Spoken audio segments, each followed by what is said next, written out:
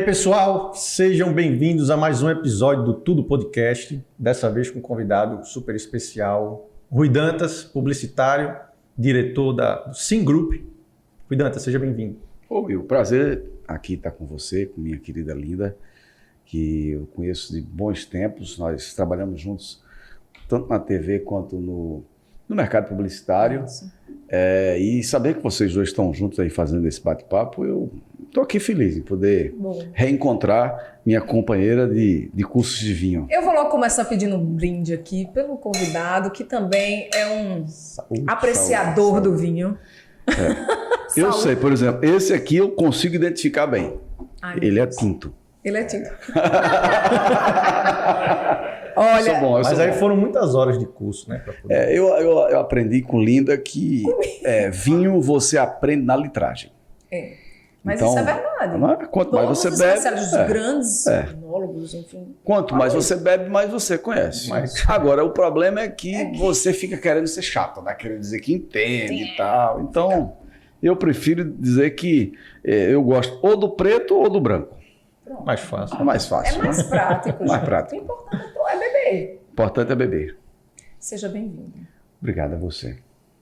Oi, Will. Oi. O meu parceiro aqui. Gente, é o seguinte, antes da gente Tem começar... uma frase que eu gosto de dizer, para dizer, não há distância que nos separe. Olha pra vinheta. Não há distância. Enfim.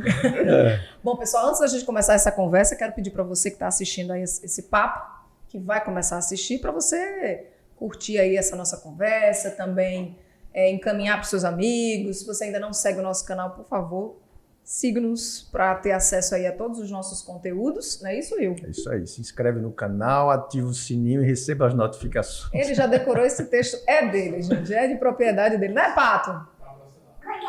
Pato tá com sono, gente. Acorda esse Pato. Dá um café para ele. Tá meio baqueado, Pato. O que foi, Pato, que você fez hoje? Mas, enfim... A gente estava aqui nos bastidores fazendo uma antecipação da conversa. Um pouco sobre... Quebrando o gelo, né? Quebrando o gelo. Porque ele disse que chegou nervoso. É verdade. Não, você não fica mais nervoso. Porque tem quantos anos Mas aí? é porque eu não gosto de falar. Sinceramente, pode ser cabotinismo, mas eu não me sinto bem, sabia? Não me sinto bem. Eu acho que a gente vai ficando velho e não... Nossa, chato. Ficando Tomando velho. abuso. Eu gosto de falar dos outros. É mais fácil. É uma boa oportunidade aqui também. É mais fácil. Eu descobri hoje aqui. Eu não gosto de falar de mim, gosto de falar dos outros. Dá um não, a Linda Carvalho não poderia fazer. Vamos lá, vai ser deselegante e tal, vamos lá. Acho sim. Mas estou aqui, eu acho que bebendo vai ficar mais fácil. Vai ficar naturalmente. Bom, vamos começar por uma... Eu tinha pensado numa pergunta mais para quebrar o gelo mesmo, mas vamos deixar ela mais para frente, porque aí a gente facilita. quebra mais, facilita. É. Mas vamos começar falando desses últimos meses, desses últimos anos, né? Você estava aqui antes da gente começar a gravação falando das dificuldades enfrentadas, né? No meio da pandemia, enfim. E como é que foi para você? Você tem hoje empresas, na verdade, uma grande empresa que comporta outras, e também precisou se reinventar, se adaptar, né? Mexer algumas coisas. Como é que foi para você esse período? Para mim, Linda, foi muito difícil. A publicidade tem esse glamour, publicitário, ele gosta pela função, dizem que publicitário ninguém... Ele tem uma campainha na casa, ele não tem campainha, né? Para o povo bater palma e tal, porque tem essa... coisa do prêmio, enfim e tal. Mas o nosso mercado é muito sofrido. E eu diria que desde 2013, olha, os taxistas passaram a sofrer com a chegada do Uber. Nós passamos a sofrer muito antes disso, porque o nosso mercado foi atropelado como o Uber atropelou as cooperativas de táxi. Sim. Então nós fomos atropelados muito mais cedo. E aí eu tive que me reinventar. Eu brinco dizendo que o meu negócio era como se fosse a Ribalta Vídeo, a locadora de vídeos, que um dia se acabou. Então eu tive que ir criando novos negócios, fazendo adaptações. Meu sonho mesmo era ser jogador de futebol. Mas sério? Era. Tu sabe jogar? Não. Eu sou um perna de pau, né? Sempre fui.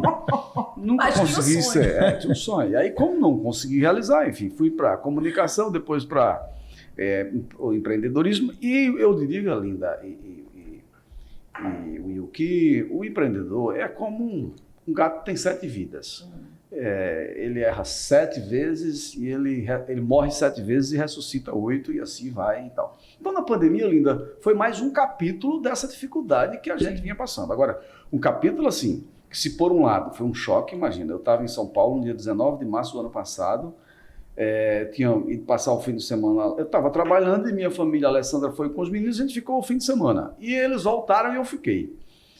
E a gente via em alguns lugares já a história de que a pandemia tinha chegado no Brasil e tal, mas a gente não imaginava que era daquele jeito. Eles voltaram e eu fiquei. Trabalhei até, acho que a quarta, quinta, que era dia 19. Na volta, eu chego no aeroporto e eu me deparo com todo mundo de máscara. Eu sem máscara. E aí eu entrei no voo, 50% do voo que vinha para João Pessoa, eu acho que era TAM, lotado, gente de máscara. Outras pessoas com o terno assim no nariz, a camisa. Eu vim sem respirar, porque fiquei na apneia. E chego, e aí eu cheguei 2 horas e tal, naquele voo que chega depois do almoço, e fui direto para a empresa. Quando cheguei, o pessoal da minha empresa já estava reunido fazendo um plano de contingência para quem vai levar computador, quem vai levar cadeira e tal. E eu saí de lá às 7 horas da noite, eu fui um dos últimos a deixar a empresa, 114 pessoas que trabalhavam conosco na época tinham ido embora e eu fui olhar as salas e saí com a sensação de que não voltava nem tão cedo. Por quê? Eu tinha visto o impacto em São Paulo. Então, e resumo da ópera, os dias seguintes foram muito difíceis, porque a gente teve que tomar uma decisão, ou fazia cortes, ou a empresa não se mantinha. Por quê? Algumas dos nossos clientes são verticais. A gente tem verticais de educação, a gente tem vertical de energia, a gente tem vertical de saúde, a gente tem vertical de varejo. E algumas das nossas verticais, como a educação, por exemplo, que é uma grande parte do nosso negócio hoje, esse povo deixou de faturar e não conseguia nos pagar. Então, e aí como vai? Vai pegar a ajuda do governo para sustentar ali durante algum tempo? Vai, mas e depois? Então, a gente tomou uma decisão de fazer cortes. Nós enxugamos muito a empresa, de 114, nós ficamos com 76, depois nós caímos mais para 62. Agora a gente voltou um pouco para 86, mas ainda não está fácil. Está muito difícil, porque esse ano tem um impacto muito forte. Agora, como Deus é muito bom e misericordioso com todo mundo, ele sempre encontra uma saída para a gente se reinventar. E aí a gente aprendeu, eu diria que o funcionário padrão do ano, em muitas das empresas, foi o coronavírus. Tem um lado bom, porque ele conseguiu fazer inovação onde a gente não conseguia fazer. Por uma razão simples, a gente é mal acostumado, porque a gente aprende a ser conservador. Os nossos pais ensinam a gente, os pais, os responsáveis ensinam a gente a tomar decisões baseadas no status quo, ou seja, dentro do previsível. E aí a gente, sem querer, fica querendo inovar, mas nunca inova exatamente porque é cômodo e tal. Então, aquele corte que você queria fazer há muito tempo, não conseguia, aquela digitalização de um processo que você queria fazer, você não vai enxugar um determinado setor. Isso a pandemia ajudou. E se você observar, desde que o mundo é mundo, as pessoas só evoluem. Então, apesar de tudo na pandemia, eu tiro uma lição. Eu, no meu caso particular, eu saí muito mais evoluído. Estou conseguindo dormir todas as noites, estou conseguindo fazer exercício 6 dias por semana, estou conseguindo comer, porque eu não fazia isso, eu descobri que eu não vivia. Então, esse é um saldo, eu diria que é um saldo positivo do ponto de vista de amadurecimento. E na publicidade, Rui, essa pandemia ela trouxe um amadurecimento, ou você acha que embaralhou mais ainda um cenário que já estava meio bagunçado? Olha, nós vivemos um mundo da desfragmentação e ele vai continuar. Então só houve uma acelerada. Empresas que iriam desaparecer em 5 anos vão desaparecer em 2. Negócios que iam mudar em 5 anos vão mudar em 2, ou já estão mudando. Então só houve uma aceleração. Isso em todos os lugares. E por quê? Porque existe muita gente no mundo e o mundo não consegue produzir solução para tanta gente, são 7 bilhões de pessoas. Chegando em 8. Chegando em 8. Pois é, chegando em 8. Então você tem que fazer mais com menos. Carlos Nepomuceno, que é um cara que eu sigo, ele é um escritor e ele é filósofo, ele diz o seguinte, que o mundo hoje é como uma mãe que nunca teve um filho e de repente tem trigêmeos. Ela encontra a solução para alimentar aqueles 3 filhos e comer, dormir, trabalhar, cuidar do esposo e ter uma vida dela normal. Então o mundo é assim, ele vai encontrando soluções para superar a crise. O ser humano é fantástico. Então acho que a gente vai... Então vem muita evolução aí. O 5G muda tudo. Faz de conta que a gente está em 1999, antes de surgir a internet nos moldes que nós conhecemos hoje. Antes de surgir o iPhone, surgiu em 2007. Pronto. Façamos de conta que nós estamos em 2007. O que vem aí nos próximos anos no 5G é outro mundo. É outro mundo. Olha, a energia vai ser produzida diferente. Indústria vai produzir um carro que produzia em 6 horas, com 5G produz em 2. A experiência nossa, então, é uma transformação que faz medo. O que é bom disso é que eu diria, nós já entendemos que precisamos estar estudando sempre. A pandemia preparou as pessoas, né, para o que vem pela frente. Eu acho que fez com que as pessoas ficassem mais centradas e fechassem as caixinhas supérfluas. Porque antes, o que a gente vivia? A gente vivia meio que no automático. Sim, vocês, eu tenho certeza. Sim. Quando a gente ficou em casa, a gente percebeu que tem muita coisa que não vale a pena. Eu, por exemplo, minha esposa e os meus filhos, a gente ia para um monte de coisa que a gente não se sentia à vontade. Quantas vezes a gente foi, vocês, e eu fiz isso, nós fomos a um casamento que a gente não conhecia quase ninguém. Então hoje eu acho que a pandemia, primeiro, as pessoas que nos convidavam sem nos conhecer para um casamento já não convidam mais porque elas perceberam que é supérfluo também.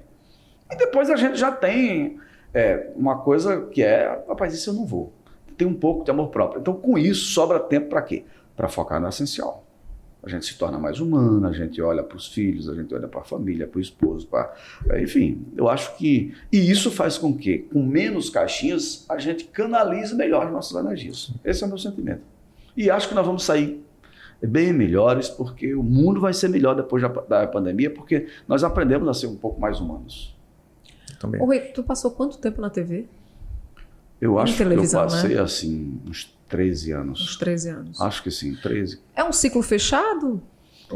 É interessante, eu acho que sim, porque na minha vida... Aliás, eu acho que nós temos ciclos. E os nossos ciclos, eles no máximo duram 8 anos. É um sentimento que eu tenho, empírico total, não tem isso em lugar nenhum. Eu acho que sim. E aí façam as contas de vocês também e observem se isso faz sentido ou não. Então acho que foi bacana. Agora, eu gosto muito mais de fazer rádio. O rádio, por quê? Porque eu não preciso estar ali... Tão perfeitinho. Artificial, tudo bonitinho. Bonitinho, então não combina. Eu não gosto, é complicado. Heron teve aqui... Já o rádio não, é legal. Isso aqui, se não tivesse a câmera, eu era melhor ainda? Eu acho melhor. Eu acho melhor porque você consegue fazer careta, eu fico meio torto, às vezes eu gosto de ficar torto, não sei porquê. Então, eu prefiro mais isso aqui. Você sabe que Heron teve aqui e contou algumas histórias com você, né? E a maioria, engraçado. Não, eu vou dizer, eu assisti... De coisas dos bastidores e das coisas sem ser de bastidor, da frente mesmo das câmeras. Pelo amor de Deus. Dizem que o que é ruim... Ariano Suassuna que dizia isso, né? O que é ruim de viver é bom de se contar.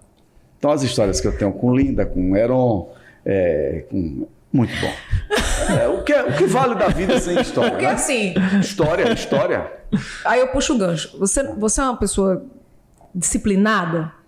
Sou. Obediente? Obediente não. Obediente não. Disciplinada sim. Agora, não venha dizer, para apresentar eu sempre chegava atrasado. Né? Não, teve um dia que ele chegou, a vinheta no ar, e ele se montando, e o riso, a gente se aguentando no riso. Né? Teve um dia que foi muito engraçado, que Ruth Avelina até me lembrou isso outro dia. Ruth, eu nunca bebi assim, aguardente, porque eu tenho uma história de cachaça, eu sou do interior, de Sousa, e todo mundo iniciou com caranguejo, na minha geração. Eu tomava cachaça, e a cachaça era caranguejo, uma cachaça assim, pesada. E eu jogava no time de futebol do colégio lá, e do colégio Monteiro Lobato, que Heron também estudava, e... nós bebemos muita caranguejo à noite e no dia seguinte a gente foi jogar, virou a noite estilo Ronaldinho Gaúcho, esse povo todo e tal. E o time perdeu e foi uma tragédia. E eu fiquei com uma ressaca que até hoje eu não consigo beber. Esquecer. Nada. E aí Ruth fez uma comemoração à base de cachaça no sábado e eu tinha que apresentar o jornal à noite. Ave Maria. E foi terrível esse dia porque... primeiro que eu atrasei, né? Esqueci o horário do jornal. Depois eu cheguei... os telespectadores diziam assim, poxa, ele tá vermelho. Botaram muito blush. Não era. Eu apresentei o programa, o jornal, bacana, mas eu estava muito vermelho. E estava vermelho não era porque eu tinha bebido, não. É porque era aqui no Hotel Tambaú, era no sol, você imagina, 2 horas exposto ao sol, você fica com a pimenta e tal. Então, e outras histórias, né, que... Eu nunca fui disciplinado para passar o script, que é importante na TV, e eu cometi muitas gafes. Ainda bem que era na época que não tinha YouTube, a fiscalização. Não, e assim, a internet como tem hoje, né? Qualquer coisa, qualquer deslize está lá na rede. Imagina. Tinha viralizado, porque tem muita coisa. Tem muita história. Tem. Vamos virar essa página. Não, daqui a pouco a gente volta. Daqui a pouco. Rui, voltando agora um pouco para a publicidade, né? Você tem uma grande empresa de publicidade aqui na Paraíba, acho que é a maior do estado. Mas você atende também a muitos clientes de fora do estado. Né? Talvez, né, na minha percepção, até mais. Né? Talvez você fature mais fora do que aqui na Paraíba. Primeiro, você responde se isso procede e se isso se deve ao fato do nosso estado ele ainda não ter uma maturidade nessa área, ainda está muito atrasado em relação aos estados do Brasil. Não é. Eu acho que é uma questão econômica mesmo. A Paraíba, ela tem um PIB ainda pequeno em relação ao Brasil e em relação ao Nordeste. A gente precisa evoluir. Então, e mais, se por um lado essa mudança que houve com a uberização do serviço fez com que a gente perdesse um nicho do mercado, por outro lado, a uberização permitiu que a gente saísse da Paraíba. Então, o que aconteceu? Que em 2013 eu fiz uma expansão, por quê? Eu fiz um estudo descobrindo o seguinte, que nós não iríamos mais crescer.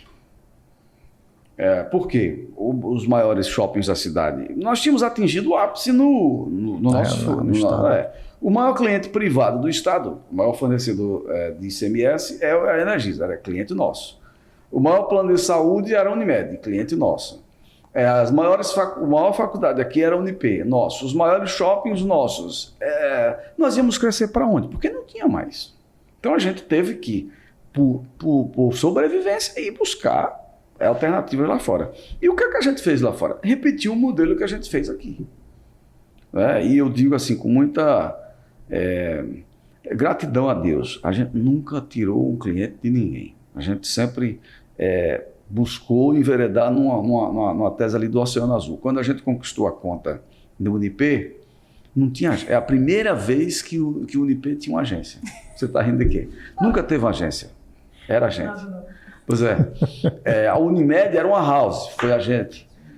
Energisa, na época que eles tinham tido uma experiência com a agência, mas na época, ou seja, a gente desbravou o Oceano Azul encontrando soluções. E é isso que a gente faz. Por exemplo, o setor de educação, quando eu percebi que a gente não teria condições de ter os mesmos resultados, nós montamos uma vertical em que eu consigo, com o mesmo time, atender 10 faculdades. Por quê? Os processos de faculdades que não concorrem entre si porque são estados distintos, eles são os mesmos. Sim, sim. Então o vestibular e a jornada de atração do consumidor é a mesma no setor da educação. Então o que é que eu faço? Eu desenhei a jornada com o meu time para o setor de educação e replico isso no país. Por isso que eu consigo escalar sem aumentar o custo, sem precisar ter uma agência ou uma empresa em cada estado. Depois, a verba do cliente continua a mesma, Will. Não diminuiu a verba. Aquele que ia para a televisão, aquele que ia para o rádio, continua lá, vai para outras áreas. O que é que a gente fez? A gente perdeu aquele espaço da intermediação que a gente tinha na televisão e eu criei produtos para atender às novas demandas. Não, e empresas, por isso que a gente foi criando empresas para atender isso. Agora, a história é bonita, de fora sim, mas eu diria de dentro ela é muito sofrida. Muito sofrida, muito puxada. Você só tem, como empreendedor, uma certeza. É a despesa que você tem no final do mês. Sim. A receita Uma probabilidade. E me fala uma coisa, Rui. Dá para ser agência na Paraíba, né? Ou sonhar ser uma grande agência na Paraíba sem conta pública? Olha, não dá. Não dá e acho que as contas públicas, isso não, só tem um mercado no Brasil que consegue responder essa pergunta dizendo que é possível, que é São Paulo. São Paulo. É porque São Paulo é um outro país. Sim, sim. As agências de São Paulo, sequer elas querem as contas do governo federal, para você ter ideia. Mas, obviamente, que a conta pública faz uma diferença, mas tem um detalhe: ela não remunera mais uma agência. Por uma razão simples. O fornecedor da conta pública, ele cobra mais caro, porque geralmente tem um atraso, geralmente ele precisa cumprir, estar com certidões em dia, assim, uma série de burocracia. O custo brasileiro. Então, trabalhar para o setor público é mais caro do que trabalhar para o setor privado. Sim. E você presta o serviço adiantado para receber 2, 3 meses depois. E uma empresa não quebra porque o custo dela é alto, porque... Não, uma empresa só quebra por um problema: se ela não tiver fluxo de caixa para pagar a conta daquele dia. Então, por essa razão, as contas públicas que no passado sustentavam empresas, hoje elas não sustentam mais, porque elas não conseguem dar fluxo de caixa. Então, eu sou presidente da ABAP aqui na Paraíba, sou da diretoria da ABAP nacional, e isso é uma realidade nacional, não é só na Paraíba. Não dá para você imaginar que resolve com conta pública. A situação das agências, como de resto muitos outros segmentos, é uma situação, sim, de transição. Mas eu diria que, aos poucos, a gente, ali como aconteceu com os taxistas, a gente vai se reencontrando. Porque, repito, senão nós ainda estávamos comendo carne crua lá na África. O ser humano evolui, ele tem essa capacidade, Deus deu essa bênção para todos nós. Perfeito. Pegar o gancho da política para falar sobre sua relação com José Maranhão. Você trabalhou muitos anos com ele. Sim. Como é que começou? Como é que você conheceu? Como é que começou essa relação com ele? Olha, eu sinceramente, se eu pudesse dizer assim, um dia... Não, agora, acho que quem me apresentou José Maranhão foi o meu grande amigo Salomão Gadelha. Salomão é uma figura assim que é divisor de águas na minha vida, porque ele enxergou logo cedo o meu talento pela comunicação e era apaixonado assim pelo meu talento. Uhum. E eu devo tudo a ele, é o meu segundo pai. Então, acho que ele sempre dizia: Maranhão, eu tenho um jornalista e tal, enfim. Ele ficava, como todo pai adotivo, no meu caso, ele vibrou muito. Acho que Maranhão acabou assim se encantando pelo fato de Salomão ter vendido tão bem. Ele, quem conheceu, sabia que Salomão era um gênio assim, da simpatia, da forma de falar, da liturgia de se comunicar e de uma coisa bonita que eu acho que a gente precisa estar na Paraíba. Eu vejo que no Brasil o lugar que faz melhor isso é a Bahia, e eu procuro imitar, que é falar bem das pessoas publicamente. Você pode até ter divergências internas. Uhum. E aí você, se quiser, quebra o pau, discute e tal, briga. Mas publicamente é feio você falar mal das pessoas. E você vai observar Daniela Mercury, Nizango Anais, Duda Mendonça, que faleceu recentemente, todos esses pegam o microfone da Globo e elogiam uns aos outros. Então isso faz uma baita diferença. Salomão tem essa virtude, eu aprendi com ele. Então eu acho que foi assim. Conheci Maranhão e foi assim, uma relação muito boa, muito boa. A tua agência, ela foi, acredito que a primeira agência a romper essa barreira política, né? Você atendeu Maranhão e em seguida entrou na gestão de Ricardo Coutinho. Qual foi o segredo aí, Rui? Veja só, eu diria que um pouco disso que Salomão me ensinou. Eu sempre separei as coisas. Eu não trabalho, eu não tenho paixão política. Eu trabalho como técnico de futebol, eu trabalho para projetos. Então, e mais, aprendi também a guardar conveniência. Eu não sou o melhor publicitário. Eu acho que a Paraíba tem publicitários assim, infinitamente melhores do que eu. Agora, talvez se você me perguntar, Rui, o que aconteceu que você consegue transitar bem? Porque eu aprendi a ouvir aqui e sair aqui. Até porque eu sempre atendi clientes antagônicos e lidei com situações antagônicas. Por exemplo, fiz TV a vida inteira e o Correio tinha posições políticas muito fortes. E eu, como agência, sempre tomei café, visitei e investia muito mais, porque tinha mais audiência na Globo. E então eu tomava café com o Dr. Roberto e tinha que tomar café com o Eduardo Carlos. Então, e eles eram os maiores, são, né, os maiores veículos de comunicação do Estado, e tem aquela disputa. E obviamente, naquela disputa, eu participava de situações ali que sabia de muita coisa. O que eu aprendi e convivo com os dois até hoje numa boa. O que fica nessa sala, o que eu ouvi nessa sala, fica aqui. Então, eu diria que eu não transitei de um governo para outro por mérito, não. Apenas pelo comedimento. O que eu fiz para um cliente ficou apenas com ele. E eu busco exercitar isso até hoje, que eu acho que isso faz uma baita diferença. Não só na política, mas também nas relações pessoais. Claro. Você não...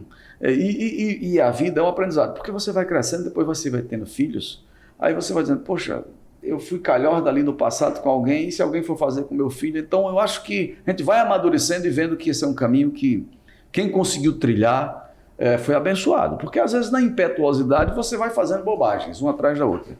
E eu talvez tenha tido assim, a sabedoria, primeiro que aprendi com meu pai muita coisa. Meu pai me botava no colo, na ingenuidade dele, que meu pai era um agricultor humilde, agropecuarista e tal, mas ele era muito sábio. Então ele me botou para fazer amizades com os amigos deles, assim, muito cedo. E eu aprendi a ser comedido com meu pai. E depois com Salomão, que foi, como eu disse, um sujeito assim, fundamental na minha vida. Eu pego o gancho aí para a gente falar sobre network, conexão, que você é um cara que transita bem em várias vertentes, né?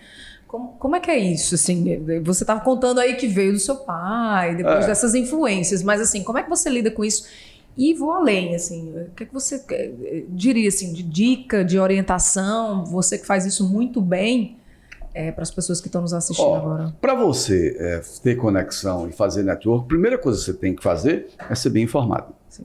Você não constrói network se você não souber falar.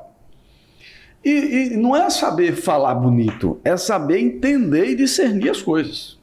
Então eu devo a meu pai porque eu, com 10 anos de idade, eu lia com meu pai todos os jornais na época. Na semana, às vezes não dava, mas eu lia nos fins de semana. Eu lia o Correio da Paraíba, eu lia o Jornal do Norte, eu lia Diário do Nordeste, eu lia Jornal do Comércio. Meu pai juntava de uma vez no jornaleiro e levava às vezes no sábado para ler. Eu não comprava todos os dias. Então eu passei a dominar, por exemplo,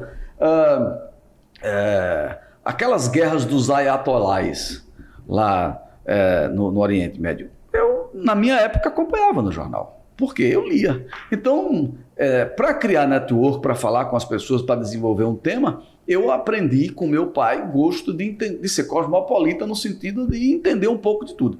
Óbvio que você não pode ser um especialista em tudo, mas você consegue discernir um pouco o certo do errado, o falso do verdadeiro, o bem do mal, e vai também aprendendo a ter bom senso e a fazer colocações e abrir a boca na hora que deve. Porque uma coisa também que a gente tem que se policiar nessa história do network é querer entender sobre tudo, e às vezes isso afasta as pessoas. Uhum.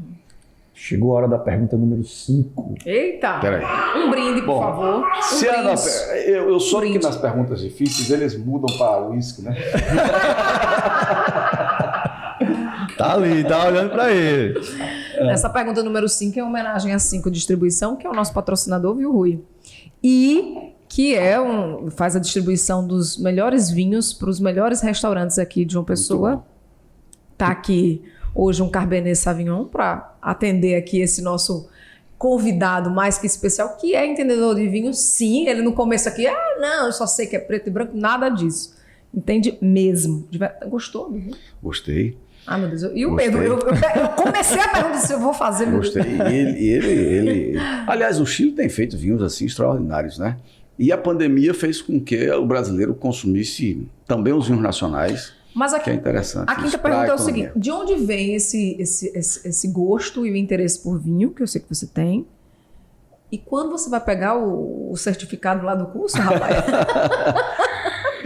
Na verdade, eu passei a gostar de vinhos porque eu adoeci em 2000 no início dos anos 2000, eu fiquei muito rouco, afônico, eu perdi a voz. E aquela história, eu fiz muitos exames e eu passei um ano inteiro sem falar direito.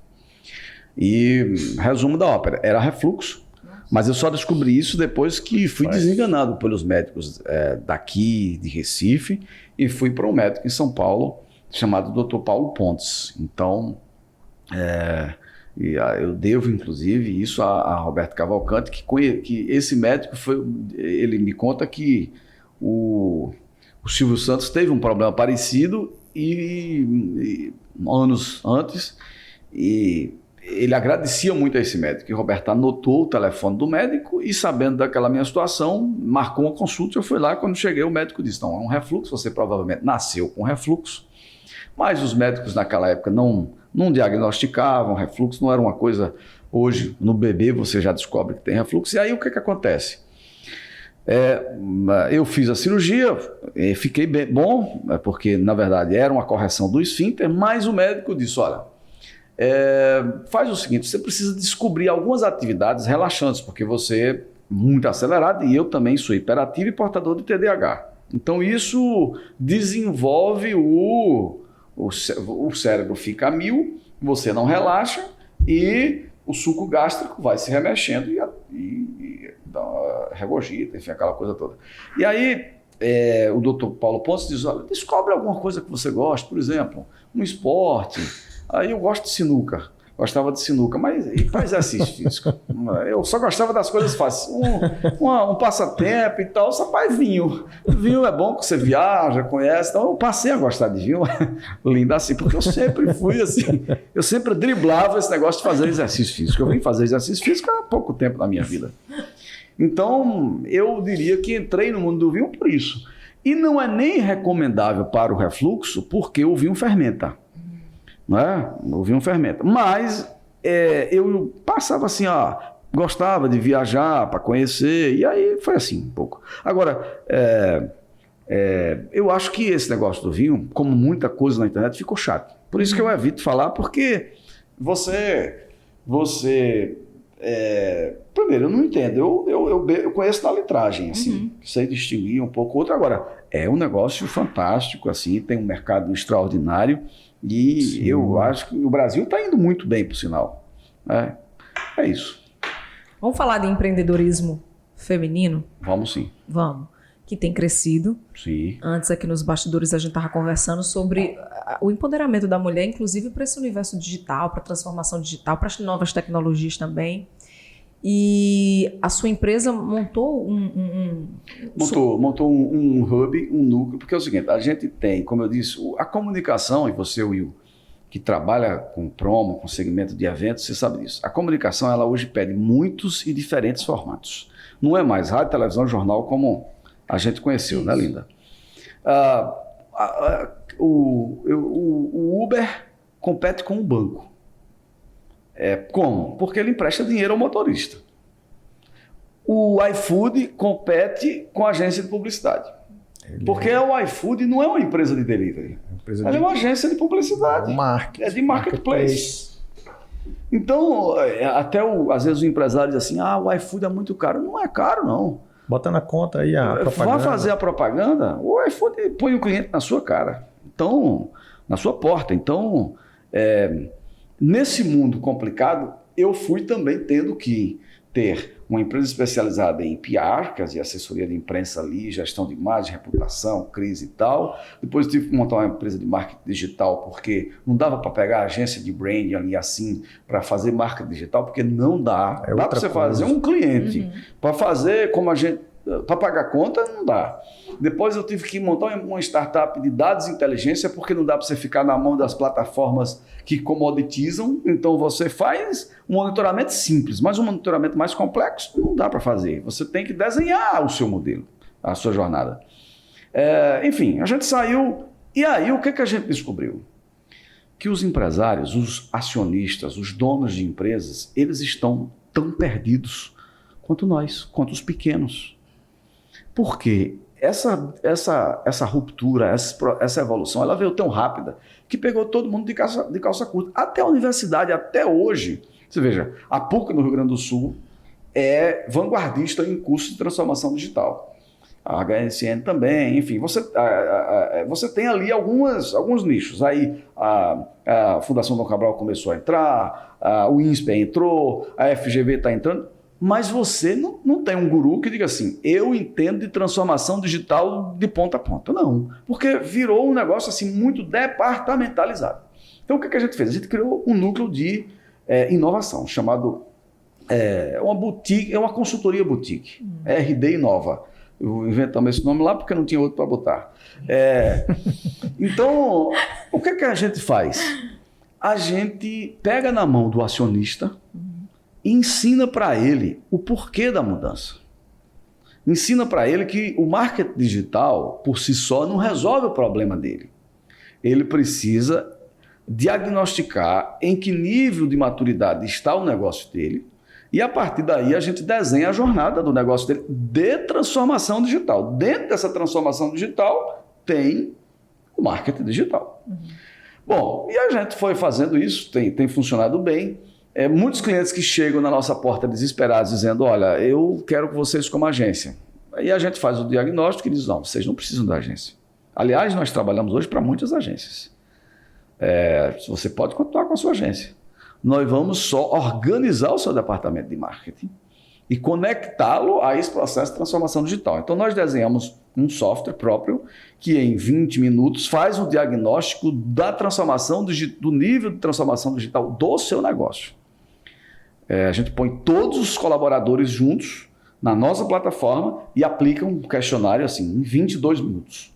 Sai. Bom, isso vem funcionando muito bem, porque depois que a gente faz esse mapeamento, aí a gente diz, olha, pode continuar com a sua agência, mas nós, e aí contrata essa empresa para fazer isso, você faz aquilo, monta um plano de ação. A gente criou uma metodologia chamada Metodologia S, que é de simples, para simplificar, com base em OKR e tal, e a gente faz uma avaliação trimestral da jornada daquele cliente. Bom, mas como é que nós chegamos nas mulheres? Porque nós descobrimos, Linda, e aí é uma grande descoberta, que as mulheres, o machismo é maior na tecnologia do que se imagina. A gente fala muito de minorias, de machismo ali, mas na tecnologia é uma coisa extraordinária, porque tecnologia sempre foi uma coisa de homem. E quando as mulheres, e aí eu brinco, eu digo o seguinte para os clientes da consultoria, eu digo, olha, a gente só faz consultoria se o dono da empresa, o acionista, o CEO, o comandante, o tuchal da empresa estiver presente. Se ele não tiver, nós não fazemos. Por quê? A gente descobriu que todo mundo fala em inovação, mas não inova por conta dos gerentes. Nós demitimos os gerentes ao final dos nossos processos. Por quê? Porque o gerente impede o processo de transformação digital na empresa por uma razão simples. Ele perde liderança, ele perde força. Na hora que você vai automatizando os processos, simplificando a jornada, acabando com aquele planejamento de 12 meses, fazendo planejamentos trimestrais, com base nessa metodologia S nossa, que é um pouco incorporada ao OKR, com poucos, mas bons indicadores, aí os gerentes vão voando. E o que ocorre? As mulheres começam a aparecer. Por quê? Nós saímos daquela gestão de comando e controle do PDCA, de fazer de análise SWOT, em que você controla as pessoas para para a gestão do contexto. O que é a gestão do contexto? Nada mais é do que a gestão pelo resultado e não pelo esforço. Porque o famoso PDCA é bom, nós recomendamos e tal, mas ele engessa as empresas.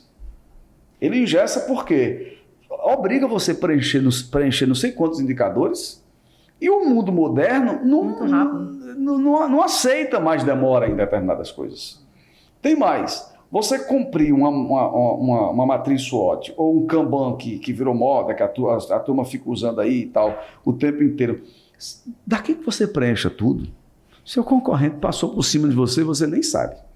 Então a gente simplifica, faz com que o acionista entenda o game. Ele não precisa fazer, mas ele precisa entender. Para quê? Para delegar. E aí, Linda, o que ocorre? As mulheres dos acionistas, ou as mulheres CEOs das empresas que nós fazemos consultoria, elas começaram a pedir uma mentoria para elas. E aí surgiu um programa nosso só para mulheres. E o que a gente está fazendo agora? A gente não consegue, porque não dá para fazer individualmente, porque é complicado. Eu lidero essa coisa e faço com muito prazer. Então a gente decidiu juntar grupos de 6. Então a gente faz mentorias de transformação digital só para mulheres em grupos de 6. Obviamente com empresas que têm um pouco de similaridade para a gente poder avançar no processo. E, olha, anote o que eu estou dizendo. As mulheres vão voar nessa área de tecnologia, porque elas enxergam o mundo como floresta. Nós, homens, enxergamos o mundo como árvore. A gente vê essa caneca e diz, essa é a melhor do mundo. A gente esquece que talvez por trás dessa caneca tem uma taça de vinho melhor, mas a gente cega quando vê a caneca. A mulher não, ela tem a capacidade de enxergar o mundo como árvore, e isso na tecnologia, nessa jornada complexa, que às vezes o seu concorrente, o seu fornecedor às vezes é o seu concorrente, a mulher vai fazer uma baita de uma diferença. Imagine no cenário do futuro, que é o seguinte, já vai acontecer, isso já está acontecendo, mas tem aquele aplicativo que pega remédio nas farmácias, como é o nome dele? Me ajudem aí. O RAP. O RAP. Vocês têm dúvida que as farmácias têm no RAP um forte concorrente? No dia que o RAP quiser vender remédio, ele tem um mapeamento dos clientes de ponta a ponta. E o iFood quando quiser vender comida? Não. Então, o que eu quero dizer com isso? É preciso você ir entendendo esses cenários para tomar decisões. E as mulheres enxergando o mundo como elas enxergam, repito, como floresta, elas vão tomar a frente dessa coisa, como já estão fazendo em vários setores. Mas, na minha opinião, a próxima revolução das mulheres é na área da tecnologia. Rui, ainda nessa linha do empreendedorismo, onde é que você busca inspiração para novos negócios ou até para resolver problemas internos dos seus negócios? E como é teu olhar para novas oportunidades? Como é que tu identifica uma boa oportunidade? Tem um amigo meu que diz assim, depois dos 40, se você não adivinhar, igual Eclesiastes, é porque você não aprendeu nada na vida. Então, eu ano que vem faço 49, então já estou nessa fase de adivinhar. Tem outro amigo meu, o Dr. Marcelo Rocha, que presidiu a Energisa, ele dizia que o Dr. Ivan Botelho, que é o presidente do grupo, contratava funcionários na década de 90 pelo andar. Ele passava pelas consultorias e tal... headhunter e tal, e no final, a palavra final era do Dr. Ivan. O sujeito se apresentava todo, se maquiava, sou sua mulher, homem, botava um terno, gravata, ficava todo bonito, aí imaginando que iria ter uma conversa de horas com o Dr. Ivan Botelho. Na verdade, o Dr. Ivan recebia ele numa sala comprida e ficava sentado na cadeira só olhando o sujeito entrar. Se o sujeito fosse desengonçado, meio malandro ali, não passava no teste. Então tinha os segredos que eu não sei quais são e contratava assim. Então é uma história que serve assim um pouco para responder essa pergunta. Agora, para não ser evasivo, uma coisa que eu gosto muito de fazer e funciona comigo, e eu vou dizer, eu passei 3 anos errando muito, entre 2010 e 2013, porque eu via o YouTube, eu via Instagram, eu não sei nem se tinha YouTube e Instagram, mas eu via as redes sociais da época, eu já tinha o Instagram, né, o Twitter e tal, aquelas primeiras mentorias e tal, e eu vi o seguinte, tem muito guru de palco ensinando as coisas pela metade. E pela metade você não aprende nada. Tinha uma funcionária minha querida Mirella, dizia assim, tudo que começa errado termina errado. Então, eu tive que me reinventar em 2013, relendo livros que os gurus de palco estavam condenando. Kotler, por exemplo, escreveu o Marketing 3.0 e os gurus de palco, na época, diziam que Kotler estava velho, gaga. E aí, em 2013, eu fiz uma viagem. Na verdade, não é que eu fiz uma viagem, eu tive uma experiência terrível.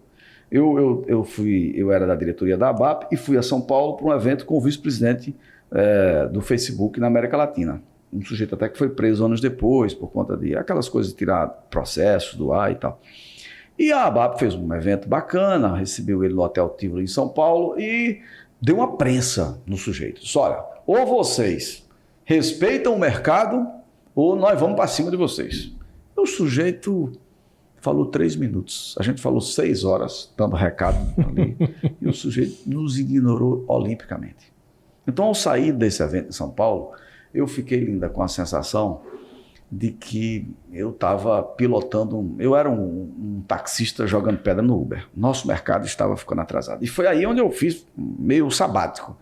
Eu saí da TV, rompi com meus contratos que eu tinha profissionais e tal, e fui estudar. Eu viajei, fiquei fora um tempo, recolhido, e aí foi onde eu reli, por exemplo, Kotler. E fui vendo que ele fazia sentido o livro. Os gurus de palco aqui decretaram o fim daquela... E aí, o que é que eu descobri? Só para fazer uma brincadeira. O inbound marketing, a novidade da época, todo mundo só falava em inbound disruptivo, exponencial. Kotler falou a vida inteira isso em marketing de relacionamento. A única coisa nova que existe são os algoritmos, a linguagem dos cliques, em que você mensura tudo.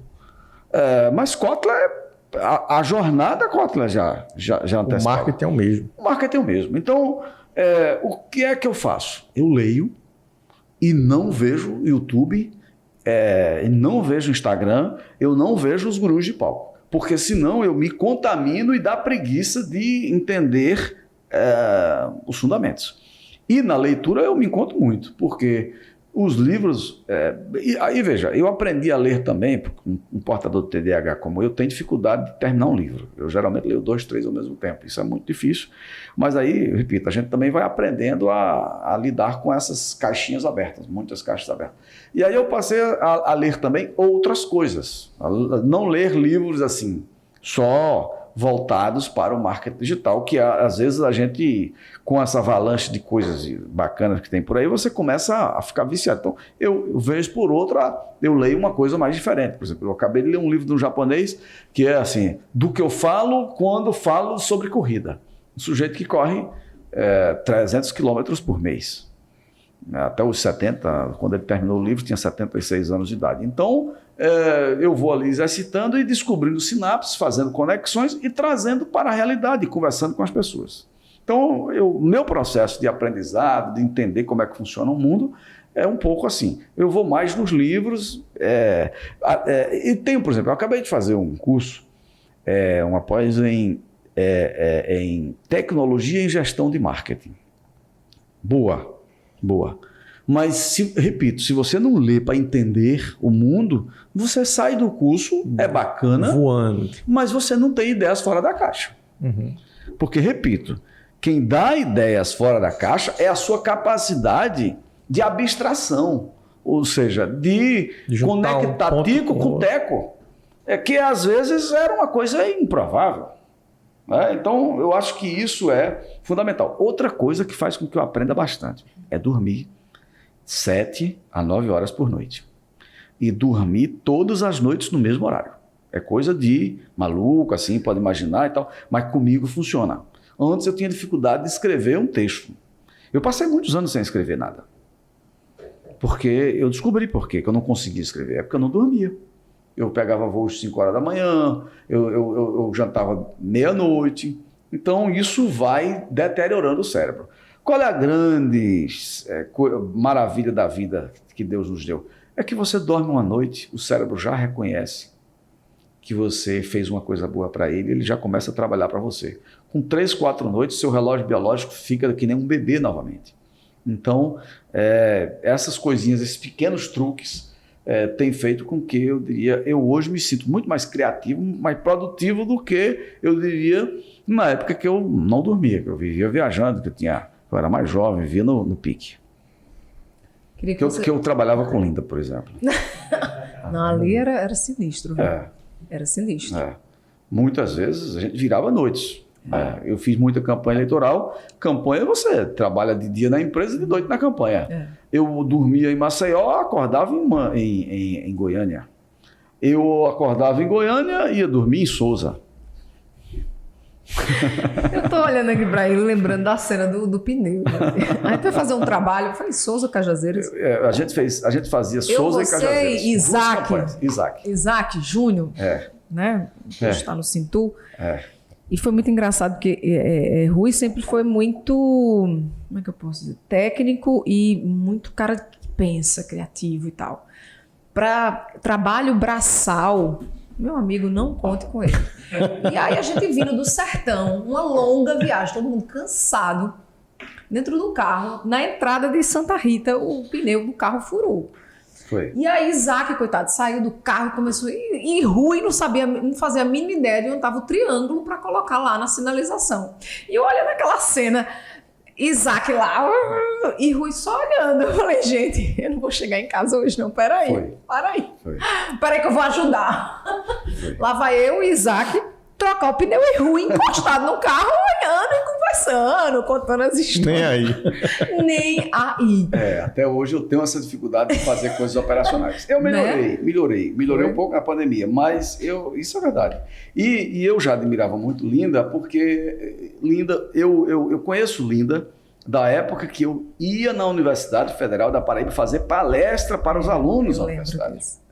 E eu encontrava Linda lá, já com uma vontade muito grande de aprender, e falando, e dando opinião sobre tudo, dando pitaco. Depois na TV eu vi o crescimento de Linda, trabalhamos juntos, poxa. Mas aí é o seguinte, entre fazer tudo isso, trocar pneu, poxa... É complicado, né, Rui? É complicado. Mas é o seguinte, ela sabe que eu tenho muita admiração por ela, porque, poxa, nada cai do céu, pô. Você tem que ter essa... Então, Linda é uma vitoriosa, é uma guerreira, e as pessoas às vezes podem imaginar assim, poxa, mas como é que Linda conseguiu vencer, triunfar? Eu estou zapeando, vejo ela no jornal, quer dizer, eu sei. Olha, Laí Ribeiro, que é um cara que eu convivi com ele muitos anos, o livro dele diz assim, o sucesso não ocorre por acaso. E a história de Laí, o cara virou um best-seller como ele virou, porque ele fez a diferença. Se vocês olharem a história de Laí, obviamente que ele já tem outros aí da moda, mas é um cara que cresceu fazendo a diferença, fazendo algo mais. Então, é um pouco desse seu... A história do pneu, Linda, para mim é muito emblemática. Eu já contei ela várias vezes. Foi. Já porque eu achei que aquilo... talvez é uma coisa que a gente ri hoje, brinca, mas faz uma baita diferença. Linda não é uma mulherzinha assim na concepção, é uma mulherzona no sentido de ser guerreira, de ter atitude, de ir para cima, e conquistou o seu espaço. E nós estamos aqui hoje batendo palma para você. Aliás, eu disse a você vai muito longe ainda, porque tem uma outra vantagem da disrupção. Tudo ficou mais fácil de conhecimento agora. Você não precisa mais ir para o Vale do Silício para aprender as coisas. Não precisa ir mais para o Vale do Silício para aprender as coisas. Então as coisas estão mais fáceis para a gente. Nós somos uma geração, você não, você é mais jovem, nós somos uma geração que era muito difícil você aprender coisas novas, porque a academia era muito fechadinha, né? Um muro intransponível, era muito complicado. Mas hoje não. Qual é o problema? É que talvez na geração dos nossos antepassados, estudavam-se ali 12, 15 anos, você estava resolvido para a vida inteira. Agora não, você vai ter que estudar a vida inteira, senão você vai ficar para trás. Eu acho que está na hora daquela pergunta, Linda. Fazendo um gancho aí, nessa história de bastidores. Olha a cara de Rui. A pergunta... Eu vou fazer como os políticos. Não. Não. Aqui tudo pode. Tudo pode. Menos isso. Qual é a pergunta? A pergunta polêmica está aqui. Está aqui. O malvado da história é você, Will. Então tome posse aí. Ela fez a pergunta, mas não quer perguntar. Então eu vou... Você já se envolveu em alguma polêmica muito grande aqui na cidade que causou algum estremecimento com alguma pessoa pública que talvez... peraí, tem inimigos? Tem inimigos? Que eu saiba, não. Eu não cultivo essa... Acho que não. Acho que não tem inimigos. Agora... Desafetos. Agora, eu já me envolvi numa polêmica grande. Foi? Já. Vamos contar. Eu me envolvi numa polêmica grande. Eu me envolvi numa polêmica com o Elba Ramalho. Elba Ramalho? Logo com Elba? Como assim, gente? Tive Mas só aquela história. Tem um amigo meu que é promotor, o Zé Raimundo, ele diz o seguinte: um jovem sereno não combina. Jovem tem que ser impetuoso. Nem combina um velho impetuoso, né? Então, eu, na época de jovem, eu era impetuoso também. E Elba Ramalho ela fazia um trabalho para uma ONG lá na Bahia, e uma época ela fez uma fala lá, defendendo, ela se posicionando como contrária à transposição do Rio São Francisco.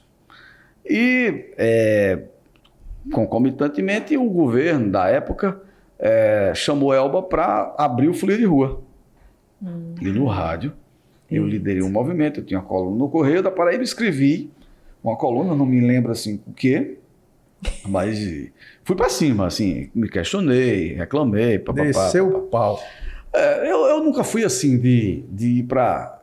Eu reclamei, mas não sou de criar grande... Eu não sei fazer polêmica. Eu levantei o tema. E aí a cidade comprou um pouco aquela briga. E o que aconteceu? Uma repercussão imensa. A turma da cultura começou a me detonar, porque achava que eu tinha exagerado ali, misturado as tintas. Elba não tinha nada a ver com aquela história. Ela, obviamente, enfim. E aí aconteceu um debate na TV Senado. Me chamaram lá, eu não lembro quem era o âncora, fez um debate. Eu e Elba Ramalho, à distância, nós debatendo sobre o assunto e tal. E Neumann Pinto, meu amigo Neumann, escreveu no Estadão um artigo, me esculachou e tal. E aconteceu que Elba, obviamente, uma cantora como Elba, não entende de recursos hídricos e tal. E ela defendeu no debate da TV Senado poços artesianos para resolver o problema da seca no Nordeste. Aí eu, obviamente, que eu já tinha muito lido sobre isso e disse, olha, Elba, como uma cantora, ela é uma grande cantora, agora como entendedora do polígono das secas, ela precisa estudar. Isso já estava resolvido. O lençol freático não se renova, então não dava para fazer. Então, aquilo foi muita polêmica. E resumo da ópera. O governo teve que cancelar o show de Elba, porque a cidade se juntou para jogar ovos em Elba na chegada do aeroporto. Então, eu diria que foi uma polêmica da qual eu não me orgulho muito, né? Porque Elba é uma grande cantora, enfim. Depois houve um show aqui no Espaço Cultural com, acho que era uma turma da Bossa Nova, Carlos Lira, me parece, e Elba fez uma palhinha na abertura. E no camarim, eu não me lembro, um amigo comum na época fez assim o reencontro ali, a gente fez as pazes, e eu sou fã dela e naturalmente é uma polêmica que aconteceu e na época foi muito forte. Isso tem quanto tempo? Eu acho que isso foi ali nos anos 2000, 2004, por ali, 2002, algo assim. Ô Rui, e perrengues, hein? Falando em polêmica, eu pego o gancho de perrengues, assim, porque você sempre foi um cara muito, como a gente estava falando agora há pouco, não muito obediente. Mas principalmente no rádio, que é onde você se solta mais, você se sente mais à vontade. Situações ou alguma situação que você lembra, assim, de sei lá, escorregadia ou engraçada ou, enfim, inusitada? Não, eu sou meio assim, eu sou desligado. E aí eu já paguei muito mico. Paguei muito mico porque esse meu lado desligado, a Alessandra, minha mulher, reclama muito, mas eu tenho muitas histórias de mico. Por exemplo, a mulher de um prefeito, um amigo meu, foi me visitar na rádio e esse meu jeito de colocar as pessoas, então, bacana, fulana e tal, tá grávida aqui e tal. Ela disse, não tô grávida, não. Foi terrível. Isso aí é para matar. Desde esse dia eu fiz um acordo, eu disse, pode estar grávida de trigêmeos. Eu faço de conta que não vi nada. Isso aconteceu. Outro perrengue que aconteceu, eu estava com o Heron Cid. Heron metido a conhecer do interior e tal, de Marisópolis, e o Peterson Santos, amigo nosso, foi nos visitar no estúdio da TV e Heron começou via Peterson, mandar abraço para os amigos dele que ele conhecia em Cajazeiras e tal. E eu disse, eu vou ficar eu vou falar também. Um abraço para fulano, para ciclano, um abraço, meu querido Damião Joaquim, DJ. Aí Heron olhou para mim assim, Morreu quando? Faz mais de 2 anos, então... Passei muito perrengue nessa coisa. Outra coisa, eu fui confundido também. Não é que eu fui confundido, eu brincava muito, ainda brinco hoje, eu digo que sou primo de João Dantas, lá de casa João Dantas era o mais frouxo. Então eu brinco assim e tal. E aquele escritor, Fernando Moraes, veio a Paraíba fazer uma pesquisa em Princesa Isabel, a gente almoçou e enfim, eu não me recordo, eu fui à noite fazer uma palestra na universidade em Campina Grande. E terminou a palestra, quem me sucedeu na palestra foi o Fernando Moraes. E terminou a palestra, a universidade decidiu. E aí Fernando Moraes falou muito da história de João Dantas, falou da Guerra de Princesa e tal. E a universidade decidiu, para minha surpresa, no final, me condecorar com a placa em homenagem a João Dantas. Por conta da minha vinculação com João Dantas. E a plateia lotada. E o que é que eu fiz? Agradeci, recebi, né? E nunca desmenti que não tem um parentesco assim. Obviamente que Dantas é uma família só, mas não é essa coisa toda. Então, tem um pouco dessa história para contar. Agora, eu também sou espirituoso. Eu gosto, por exemplo, eu já fiz muitas vezes, depois desse episódio eu nunca mais fiz porque fiquei com medo. Eu gosto de viajar no avião na poltrona 12, 13, 11, depende da companhia, que é da saída de emergência. Porque é mais folgada e tal, eu às vezes gostava de ler, ficava mais à vontade. E aí, mas não tem coisa pior do que você se programar para viajar sozinho numa fileira e chegar alguém. Sim. E eu aprendi a brincar e tal, na hora que era o almoço, o senhor tem condições de, se precisar, abrir essa porta e tal? Eu sempre brincava, eu dizia, tenho sim, esse ano já abri 2 vezes. Até que um dia eu estava saindo de Guarulhos para Belo Horizonte e tinha uma senhora do meu lado, uma senhorinha. E aí ela chamou a aeromoça, o avião já no procedimento e teve uma crise de pânico com a informação que eu dei e pediu para sair, para trocar de lugar. Então eu fiquei assim, eu tenho que ter cuidado com essas gafes, porque... então, tem gente que leva a sério. Né? Não tem coisa pior do que você ser indelicado. Eu não procuro ser indelicado, mas nesse momento então essas brincadeiras eu não solto mais. E evito não cometer gafe. Trocar nome de pessoas, já troquei muitas vezes. Você vê, quando eu cheguei aqui, eu associei logo o Will ao Will Rodrigues. Para poder falar o nome o tempo inteiro, porque às vezes isso é de TDAH, né? TDAH tem os hemisférios às vezes trocados. Então, é difícil você focar. Depois eu conto um dia só a minha história de TDAH, para saber como eu fiz para dar certo na vida. Porque não é fácil. Sim. O TDAH, ele abre tantas caixinhas que ele não consegue nem sair de casa. Então, por exemplo, eu sempre usei a mesma camisa a vida inteira. Mesma roupa a vida inteira. A Linda trabalhou comigo, ela sabe. Eu usava meu sapato é o mesmo, minha calça é a mesma. Eu compro iguais. Por quê? Se eu tiver mais de um, eu demoro a fechar a mala, eu acho que esqueci, eu perco o voo. Eu já perdi muito voo na minha vida, por conta do TDAH. E a gente só vai descobrindo depois, muito tempo depois. Então, mas a Ariane diz que o que é ruim de viver é bom de contar. Tá aqui ele hoje contando.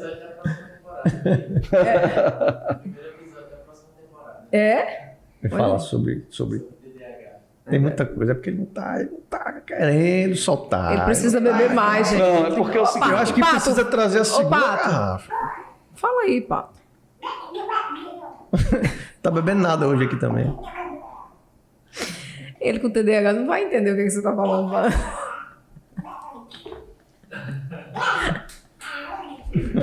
Eu acho que... Eu conheci Linda bebendo mais. Não. Tá bebendo nada. Isso é conversa, viu, gente? Ultimamente esse trabalho tem ficado para mim, mas hoje eu tô comportado. Trabalho árduo, trabalho braçal. Rui, você como um bom sertanejo, e a gente observa aqui na Paraíba, aqui em João Pessoa, muitos dos grandes empresários e empreendedores são do interior do estado. Muitos. Campina Grande, Souza, Cajazeiras.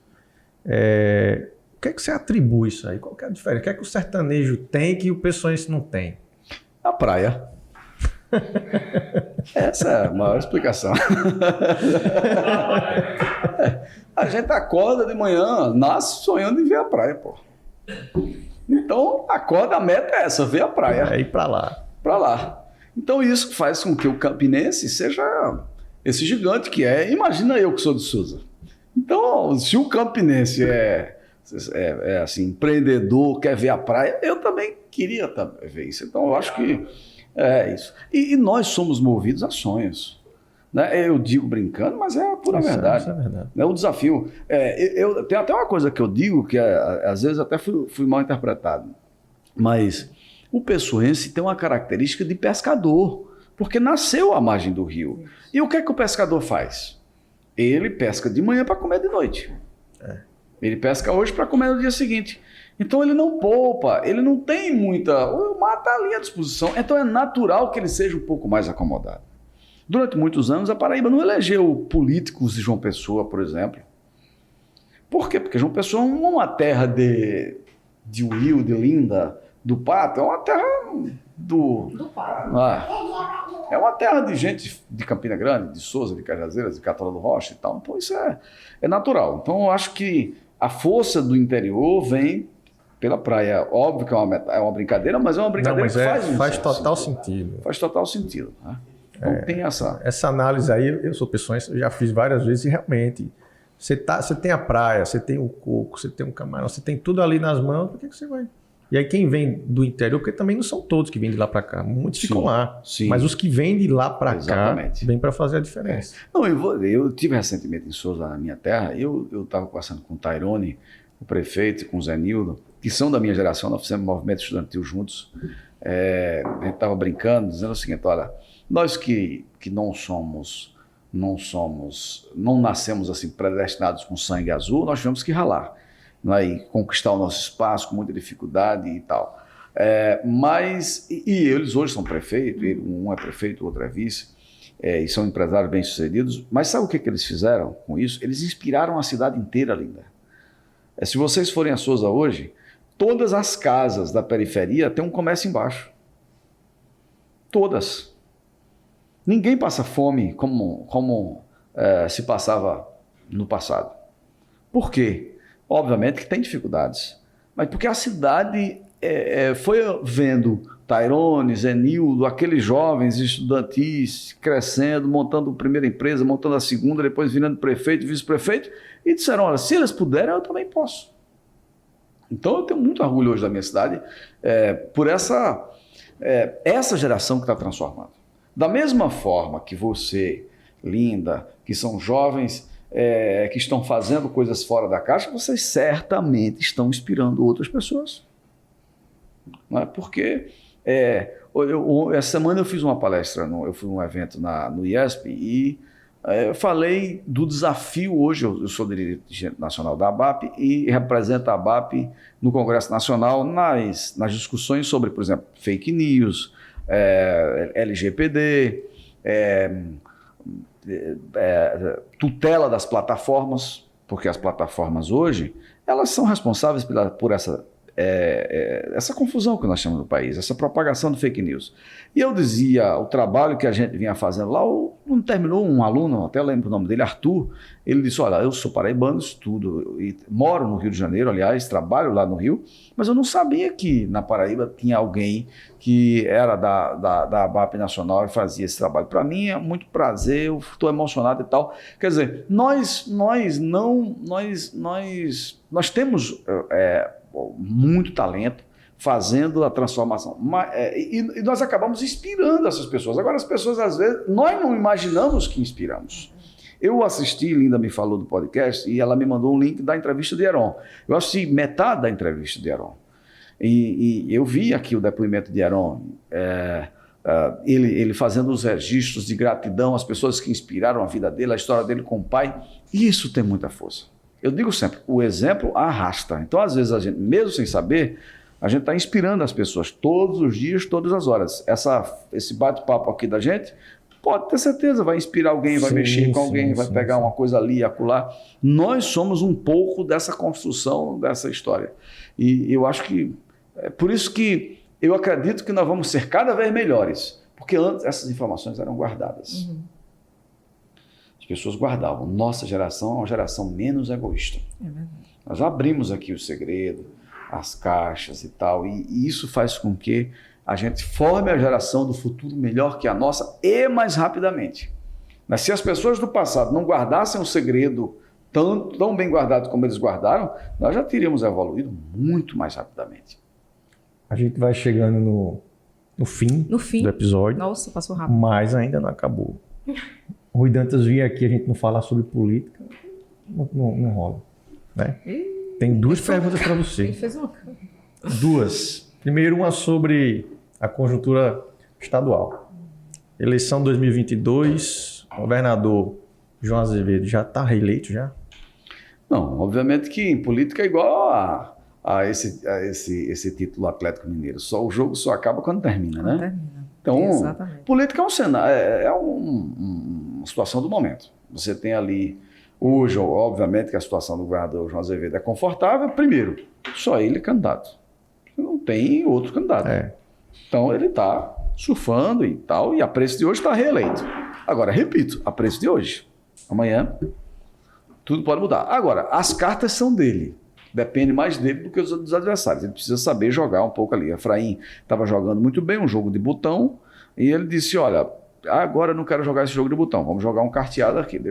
Guardou o jogo de botão, trouxe o carteado, e esse carteado trouxe Romero Rodrigues dentro. Então ele precisa em algum momento resgatar aquele jogo de botão para definir o jogo. Por enquanto, eu costumo dizer que o jogo é assim, todo mundo está jogando, só que sem traves. Quando as traves forem colocadas no campo, aí nós vamos ter... Aí começa para valer. Começa para valer. Agora, não está fácil. Antes de março, nós vamos ter muita decisão. Por quê? O cenário nacional também está embolado. Lula e Bolsonaro, que são os líderes das pesquisas, são também os líderes da rejeição. Então, Lula, que é um hábil articulador político, pode trazer o maior número de partidos para a legenda, para o grupo dele? Pode, mas até agora não trouxe. Por quê? Porque está todo mundo esperando. Moro é o azarão. Quer dizer, é um sujeito que tem a bandeira de corrupção e, na minha opinião, ele vai usar muito isso, mas eu não sei se a eleição do ano que vem, o signo é de corrupção.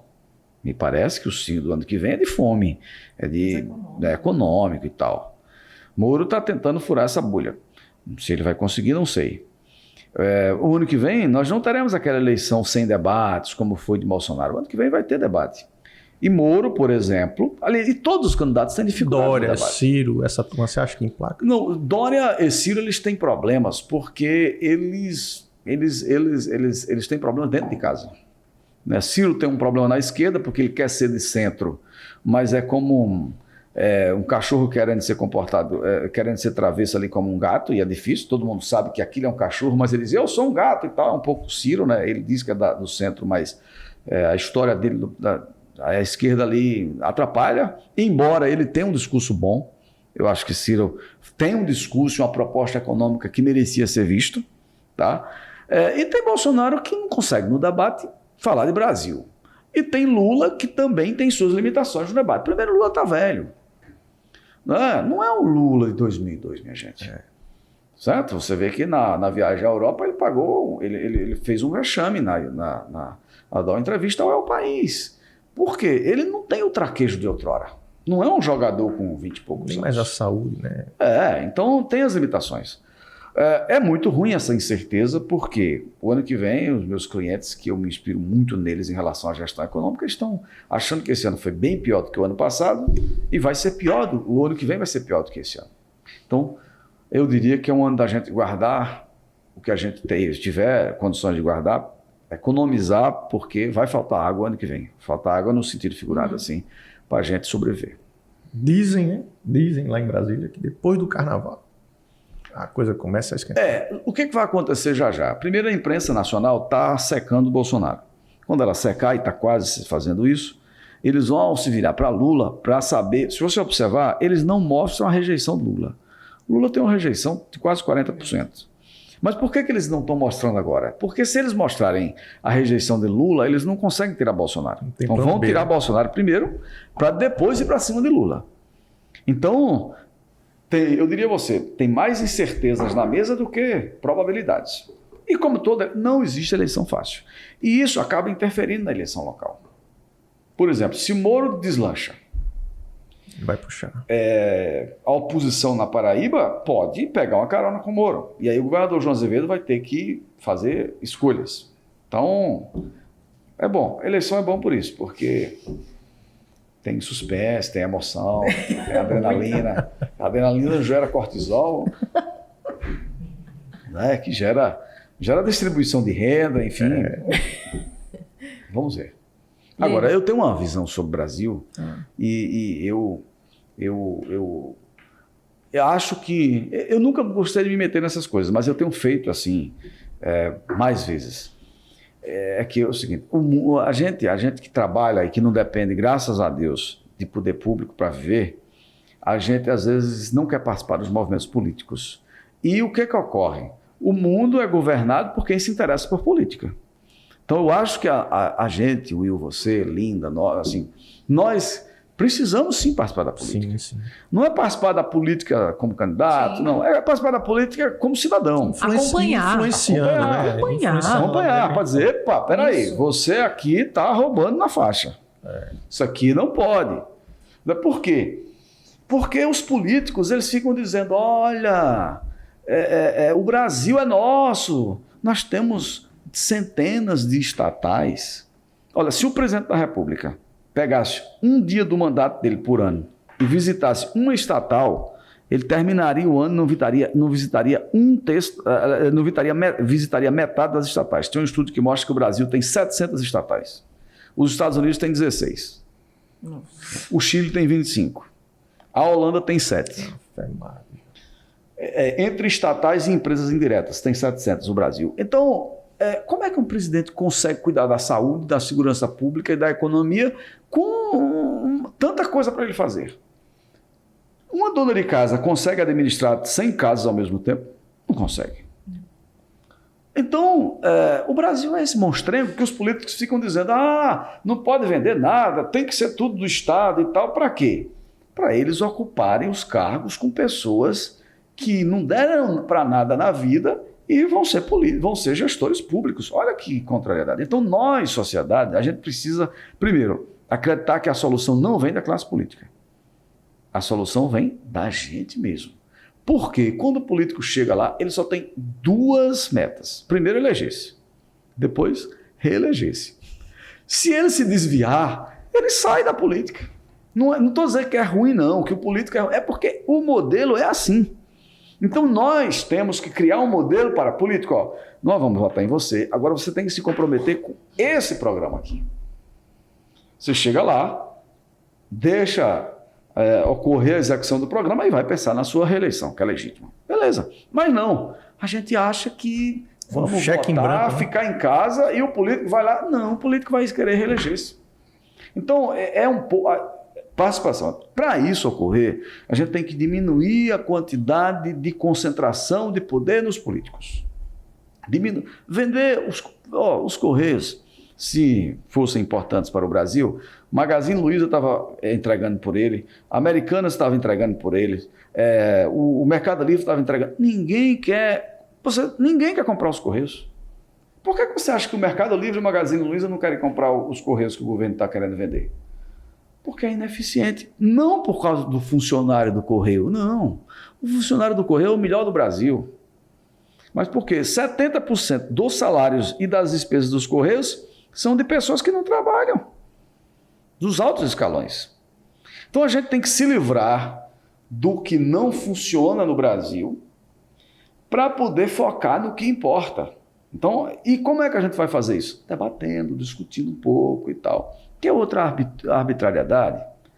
O Brasil tem um ensino médio e um ensino básico horrível. Horrível. Aí o que os governos fizeram? rapaz, esse aluno aqui não consegue passar na faculdade porque a escola dele é péssima, nós vamos fazer uma gambiarra. Vamos criar cotas para ele entrar na universidade. Então, ao invés de melhorar a escola, olha aqui a dicotomia. Não, vamos botar cota. Aí, mesmo na cota, ele não consegue ser médico, ele não consegue ser engenheiro, ele não consegue passar por um curso competitivo. Sabe, eu estou dizendo isso, estudos, não estou inventando não, tá aí, dá uma googada que você vai ver. Sabe quem são os professores dos alunos das escolas médias no Brasil? Os cotistas que passaram para a universidade e não conseguem passar para grandes cursos, eles vão ser professor. Então como é que nós queremos mudar esse Brasil? Com o ensino de terceiro grau tem dinheiro sobrando. As universidades. Mas as escolas públicas de básica e fundamental, vocês sabem, ninguém quer estudar nelas. Então a gente precisa... Agora, por que isso ocorre? Porque o presidente chega lá, não tem tempo de despachar com o secretário, com o ministro da Educação. Porque tem 700 empresas para cuidar. Então, essas coisas precisam mudar. Boa. Satisfeita. Por enquanto. Parte 1. A parte 1, eu acho que... Finalizada. Eu acho que dá pra gente merece começar um brinde, a finalizar. um brinde aqui para esse papo maravilhoso. Rui, muito bom. Muito obrigado aí pelo papo. Sabe, eu aqui já tô com a cabeça borbulhando. Aprendi hoje. E valeu, galera. Não foi uma conversa, gente. Foi uma conversa, foi uma aula, foi, sabe? Eu fiquei feliz. Eu falo muito, mas aprendo também com vocês. Isso é ótimo. Eu confesso, não é muito agradável esse ambiente para mim. Eu preferia não ter a câmera e tal, assim, porque eu confesso, fico mais à vontade, mas eu gosto de falar. Eu acho que e dispor as ideias para a gente multiplicar, não é? Conceitos. E outra, até para reformular as minhas ideias. Alguém pode chegar e dizer, Rui, eu acho que isso aqui você precisa melhorar. E eu sempre mudo. Eu digo sempre, eu não tenho compromisso com erro. Eu mudo sempre. Aliás, não é uma frase minha, não. Acho que é do Juscelino Kubitschek. Gostei. Eu não tenho compromisso com erro. Eu mudo todos os dias. Isso, às vezes, é um caos no dia a dia com minha equipe. Tem gente que não entende. Mas, Rui, você ontem disse isso. Ah, tá vendo, Heber? Tá vendo aí? Se você disse bem ontem, hoje, eu mudei completamente porque eu não tenho compromisso. Quem tem ideia fixa é doido. Então você tem que ter a humildade e aprender com as outras pessoas, senão você não evolui. Não evolui, não adivinha. Então, e você também tem que ter o bom humor, né? Porque o bom humor faz com que você exercite um pouco a humildade. O bom humor é uma forma de você ser resiliente, ser misericordioso consigo mesmo. Porque a gente se cobra muito. Você deve se cobrar. Você diz, estou fervilhando aqui, linda também, mas por que eu deixei de fazer isso e tal? Então, se você não tiver bom humor para se perdoar, você vai virando um sujeito assim, difícil de lidar, rabugento e rancoroso. Que é uma coisa que Deus não nos fez para isso. É verdade. Muito obrigada por hoje. E até a próxima. Linda, bom demais vê-la. Um abração em Bosquinho. Transmita meu abraço para ele. Will, foi um prazer imenso conhecê-lo e eu espero que vocês consigam aqui continuar fazendo essa transformação pelo bom papo e pelo bom vinho. Que bom. Em Vino Veritas, né? A verdade está no vinho. Muito bem, gente. Até a próxima. Até o próximo episódio. Valeu. Tchau, tchau.